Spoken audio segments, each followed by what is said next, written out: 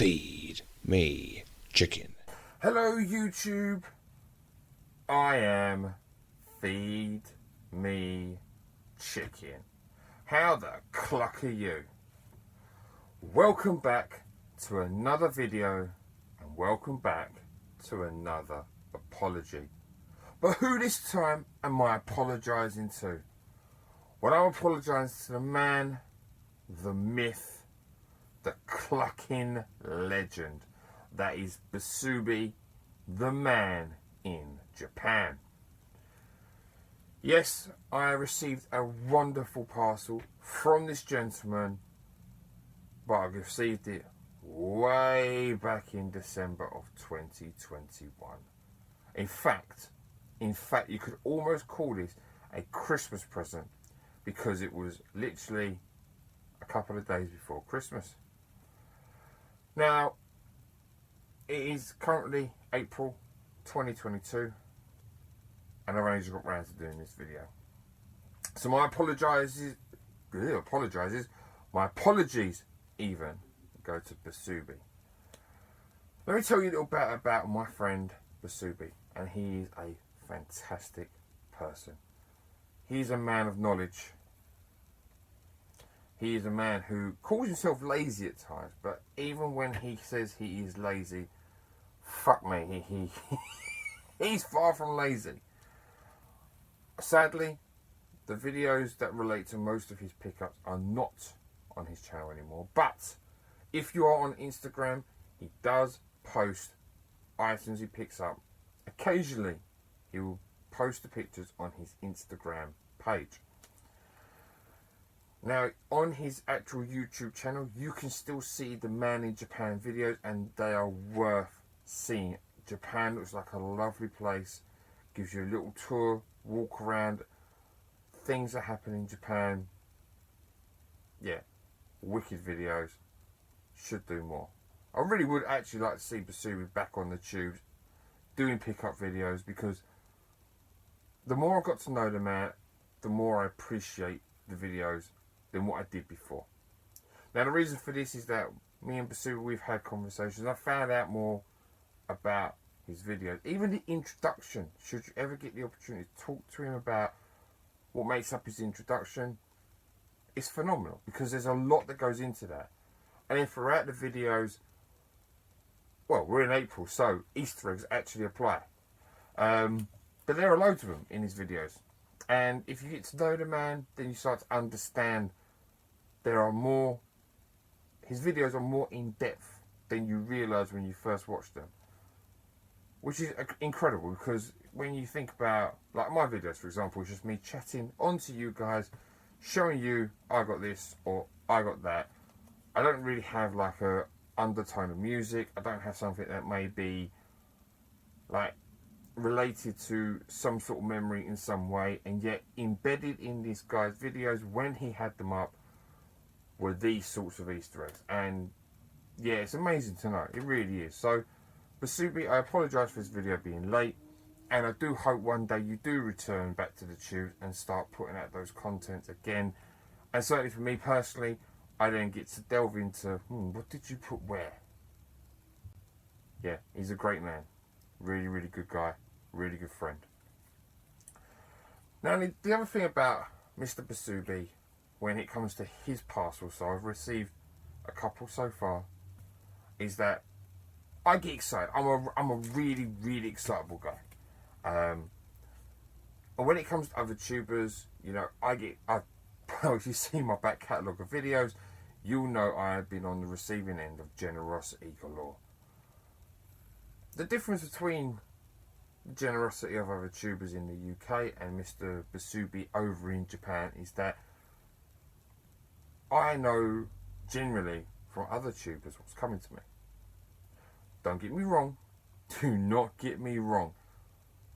I am always excited. I can't wait for it to get here. When it comes from abroad, it comes from Japan, and it comes from Busubi, there's another element to it, because I don't know what's inside. And I'm like, suddenly it's like, I want to know what's inside. It's like, it is like Christmas. You know, it's like Christmas when I open gifts from other tubers that I know what's coming to me. But then when the box comes with unknown items. You're like, ooh. But what did I get this time? In fact, before I even get there, there's another story to go with that. So, I'm going to cast your mind back to December 2021. When busubi, actually when I got the email, I didn't even know it was getting sent until I got the email, and then busubi told me that he sent the parcel out, which is again fantastic. So, oh, I'm getting something. I'm getting something. Yes. I was obviously tracking the parcel because, you know, I do that. And the parcel was due to come on my day off. Now, on the morning of my day off, there was no knock at the door. There was no red card from Royal Mail telling me that my parcel had an attempt at a delivery. So I get up, you know, it's about 7:30. And we'd been awake since 7, you know, we were just getting ready, you know, morning routines and everything. And I'd go downstairs, grab my phone off charge, and I look at the phone, see, all you know, because I knew it was coming that day. There's an attempt already. Well, no one's knocked or anything. There's no red, you know, no red. We tried to deliver your parcel. So I messaged busubi. Busubi, they're telling me it's been delivered, and it's not. I've got no red form or anything. And he's like, well, look, the simplest thing for you to do is to order a redelivery. Obviously, I'm gutted at this point because I wanted it. Yeah, little child me inside is like, aah. Anyway, I get it redelivered and I deliver it to our local post office. The day that it was due to be picked up, me and my family, we were enjoying our time in Butlins as a Christmas thing. The first night that we are in Butlins, it was dark. I am not a small person in terms of size. I'm chasing after my children. I'm chasing after my niece and nephew. And I run away from them. Yes, I did. Only to turn around and then twist my ankle. I twisted it so bad that there was a massive crunch underneath my foot. Yeah, that ended up being ligament damage in my ankle. So the first night I'm in Butlins, bear in mind we're only there for 3 days, I have already damaged myself to the fact that it swelled up so bad that I was limping the rest of the time we were there. Which ankle did I do, you might ask? My right ankle. But what's significant about your right ankle? My fucking driving ankle. Yes. 3 days later, I am attempting to do a 1.5-hour journey home, trying to get comfortable on the accelerator pedal, back from Butlins to where we live. Luckily, I'm a lazy driver, I've got an automatic. So as soon as I found, you know, an easy point to put my foot, it was okay at best. Now, this meant that when we got to where the parcel was supposed to be, I asked my wife, I said, look, babe, I really don't want to get out of the car. Not because I don't want the parcel, but because after an 1.5-hour drive, my foot is hurting me. So she reluctantly said, I'll go and get it for you. Where did you send it to? Now, here's where dumbass me comes into it. Now, I sent it to the post office. Except in the town I live, there's a sorting office as well. So I automatically think, oh, well, you know, I can't see the sorting office on the redelivery, but it must be where I sent it to. So I said to my wife, I said, look, it's got to be in there. Sent her all the details. She goes into the sorting office. It's not there. So, you know, she's talking, and fair play to Royal Mail where we live. They're really, really nice, really generous, give you the time of day. And, you know, they're trying to get from my wife, well, you know, can you give us any more information? Do you know where you sent it back to?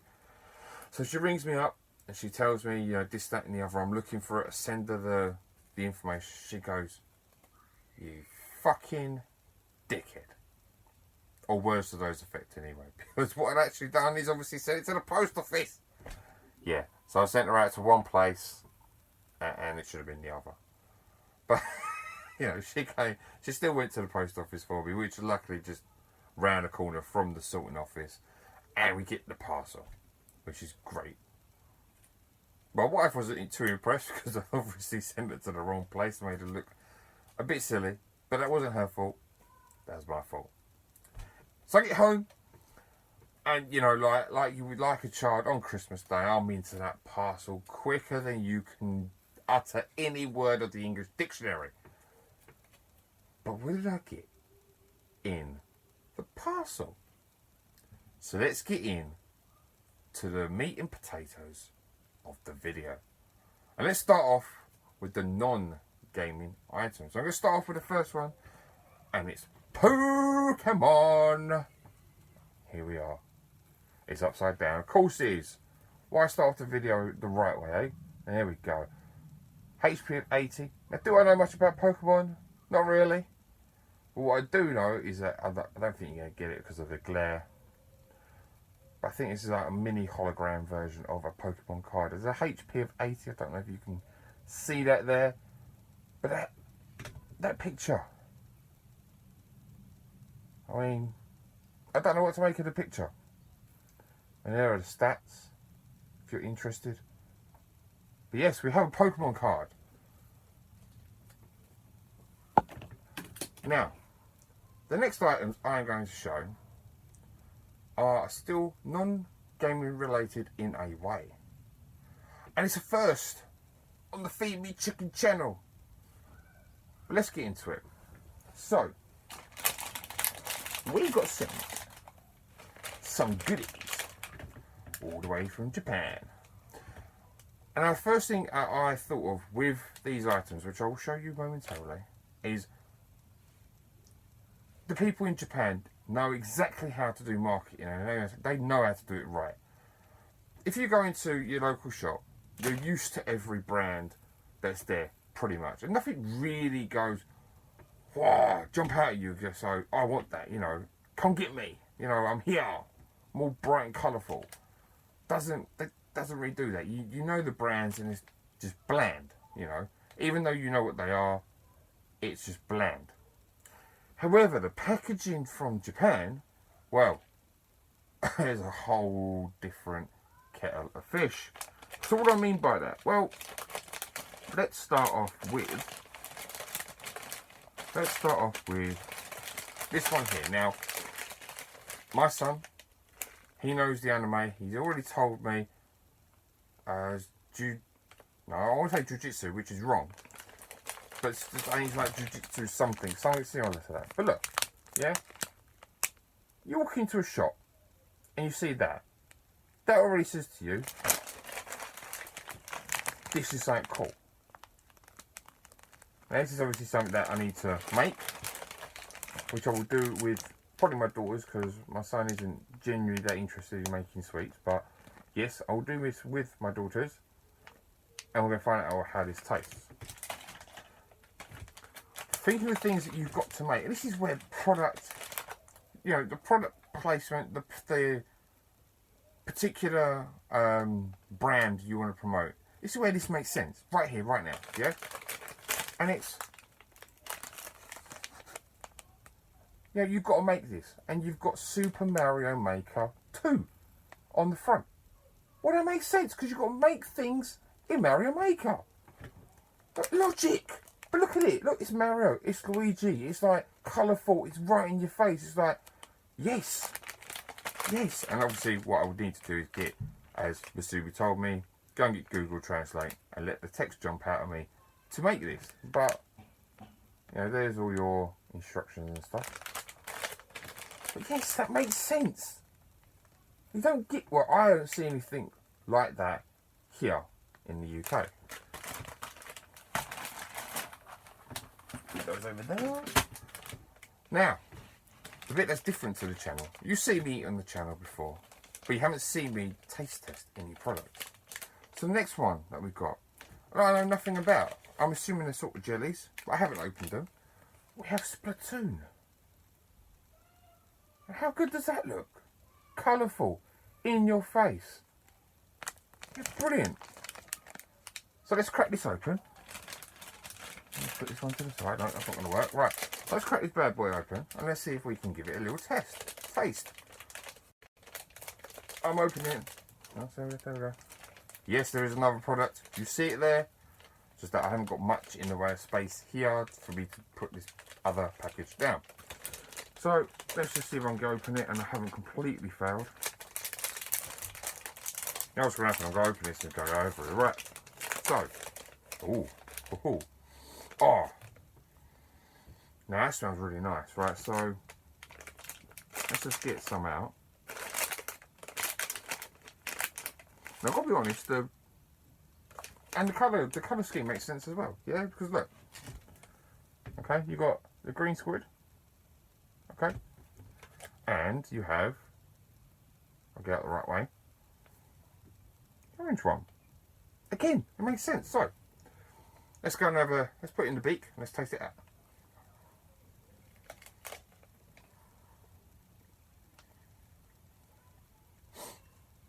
That's nice. Nothing different about that. Let's get the green one in. Down the hatch. Oh wow. Okay, so excuse me. The orange one doesn't have much of anything to it. But that green one, I don't want to use the term zesty because that's really wrong. But it's got a very, reminds me of Jolly Ranchers. Yeah, that's nice. So, the final sweet that I can share with you is this. Yes, Super Mario coins. Again, you can't argue that this just isn't bright in your face. And you look, yeah, right there. It's the Doodle Mario coins, chocolate coins. It makes fucking sense. This is just great marketing. And when I saw these, I mean, I was ecstatic. Don't get me wrong. I've never actually tasted anything comes out of Japan, obviously.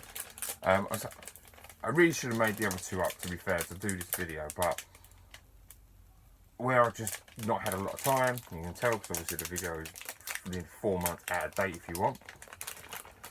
You know, but I just, the marketing, you know, it makes sense. You know, I mean, obviously, I suppose if you're in Japan, you see it every day. But here, this is so cool. Okay, right, so, even though, right, so I was expecting all these to be loose, okay? I'm not going to do the whole packet, obviously. But there are 3 colours inside. We have individually wrapped. Look at that, yeah? Individually wrapped. Then individually wrapped. So we're going to open one of them. Okay, we're going to open one of them. Give it a good old chuck in the beak. Here we go.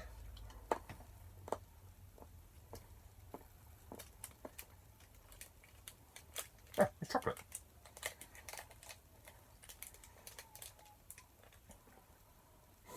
It's like kind of advent calendar chocolate.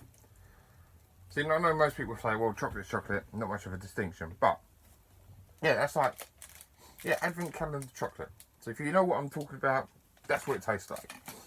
So there, mini taste test at the beginning of the video. So Mr. Busubi, thank you very much. They were tasty. I'm going to eat them after I finish this video. Right, now, what other items did Mr. Busubi send me this time round? So what we shall start off with is the Game Boy. Now, if you know Mr. Busubi, you know that he likes his Game Boy. Now, the first thing he sent me is the Super Game Boy. Now, if you don't know what the Super Game Boy is, if you've got a Super Nintendo, you put this into your Super Nintendo. This here is the slot to put your Game Boy cart in like that. And you can play your Game Boy on the Super Game Boy. I mean, your Game Boy games on the Super Nintendo via the Super Game Boy. There you go.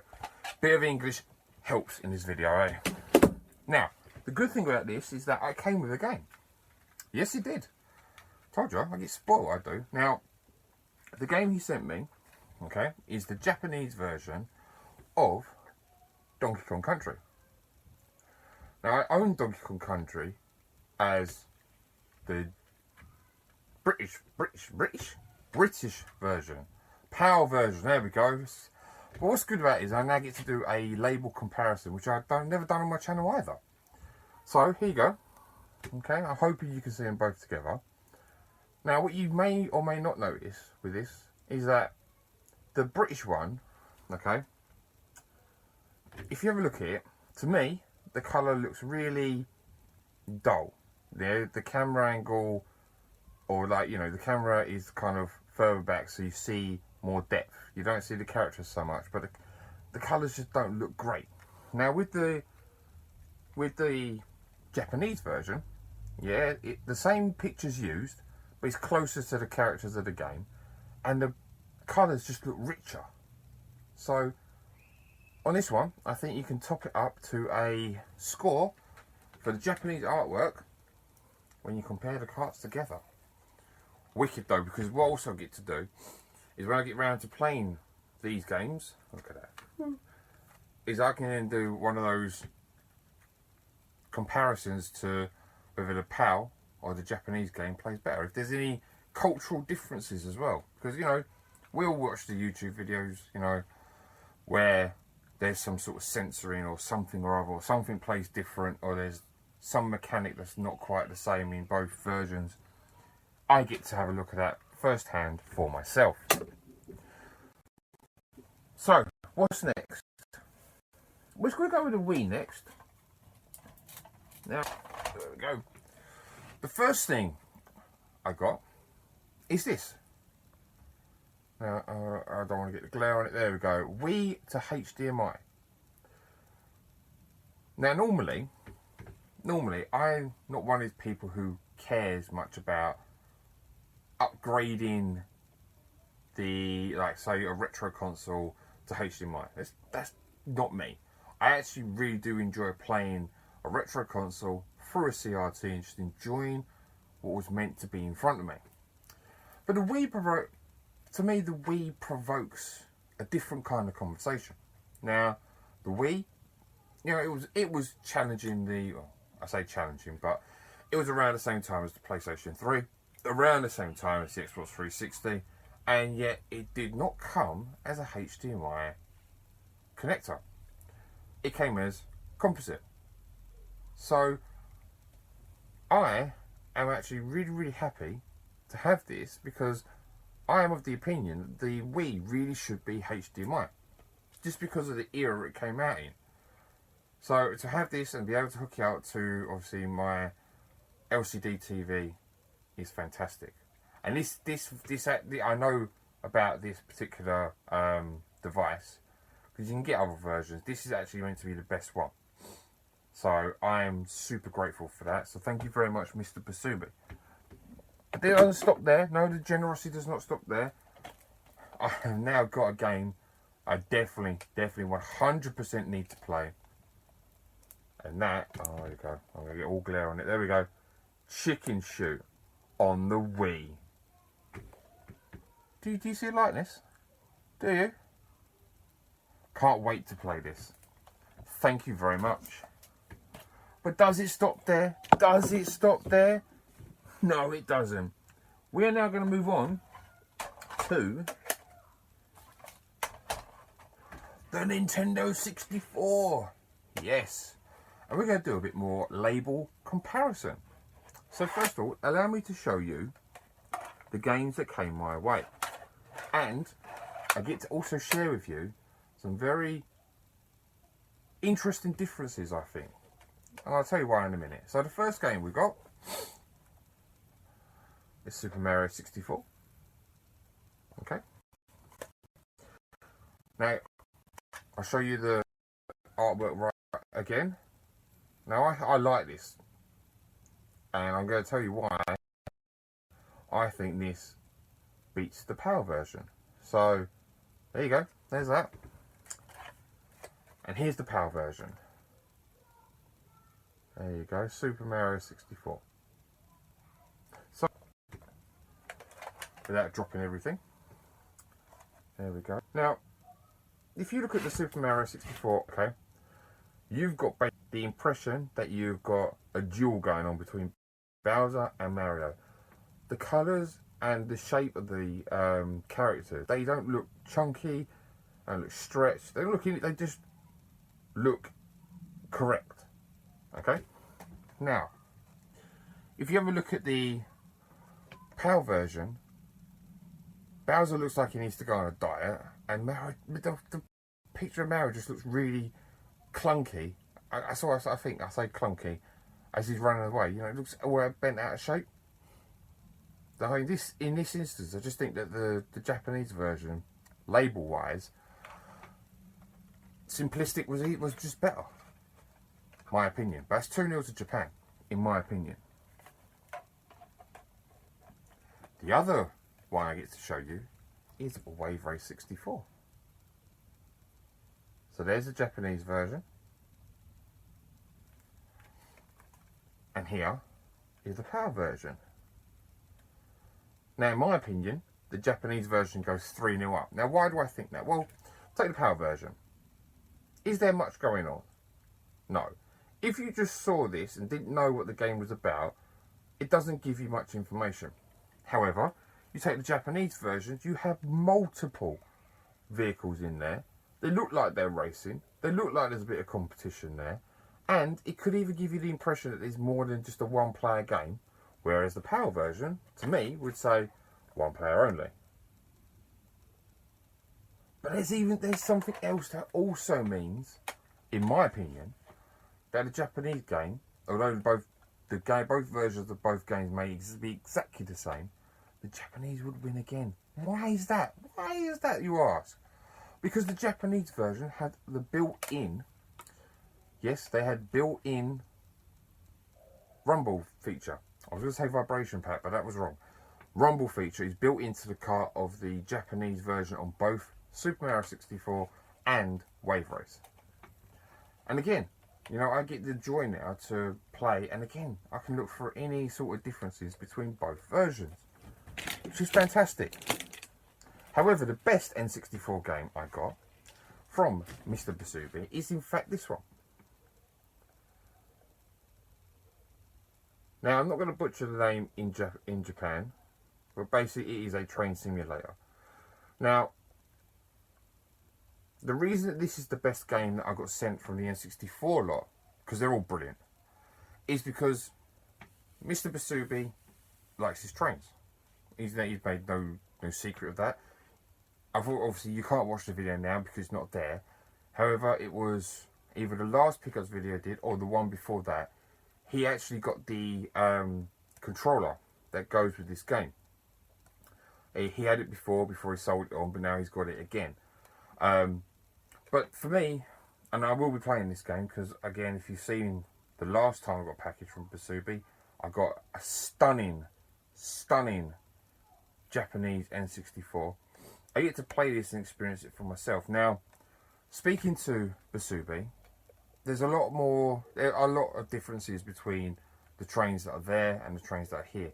One is the fact that you can hear the flipping train station in Japan. And they have this lovely music that goes with it.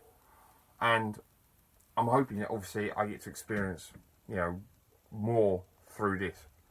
But the reason that it's the best game that I've got sent at the N64 lot is because I will look at this game and go, that's the touch of Busubi. God damn it, that came out really, really wrong. I'm going to get ripped for that in the comments. What I mean is that, you know, you look at this game, you know, and this is just like, rather than it being what it actually says, it'll be Busubi's train game, you know. I look at it and, damn! Something in my head, you know, I look at it and I'll think of him. It sounds really, really wrong. Not meant to sound like that. Sorry. But yeah, this is actually really cool. Really, really cool. I do look forward to playing it and giving that a go.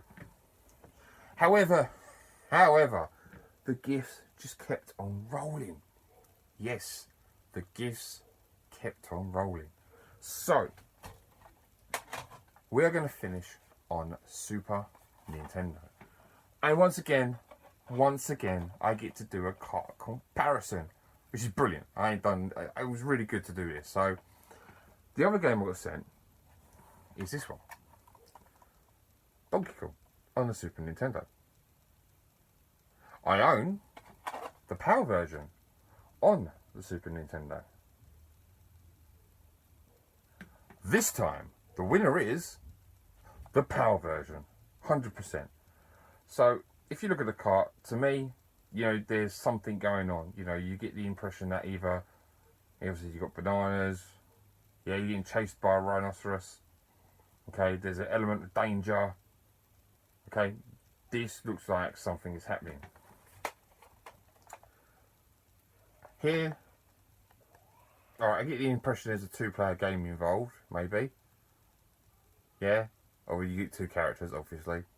However, you just don't get much of like, there's no fear factor, there's no sense of adventure to me in that.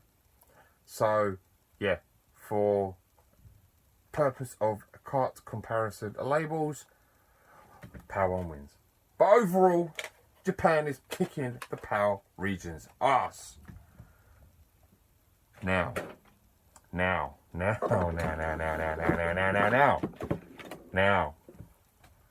I did not know what this game was until I looked it up.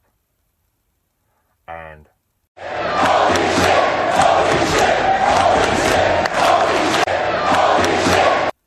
what is the game in question, you ask? It's this one. Fight!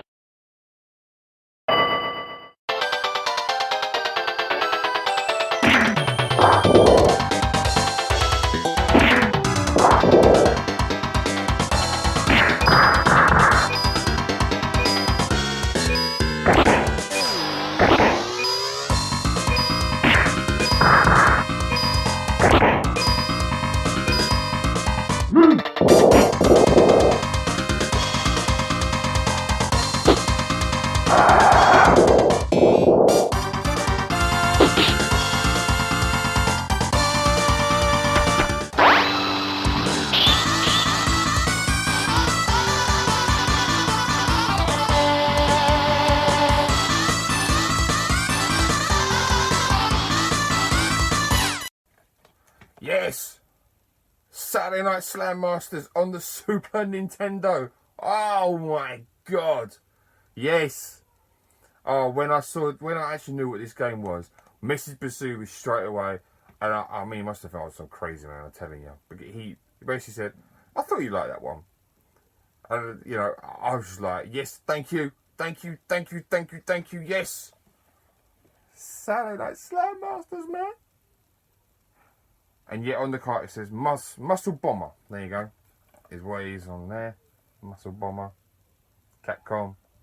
Yeah. I'm going to really, really enjoy that. So Mr. Busubi, you are the man. You're not a myth, but you are a legend. And I thank you ever so much. So generous. Fantastic. Amazing. Brilliant. There are not enough words to describe you, or not enough good words to describe what you've sent me. I'm just really, really grateful. I hope that comes through the screen and smacks you around the face in a really, really nice and affectionate way. Right, so that is it.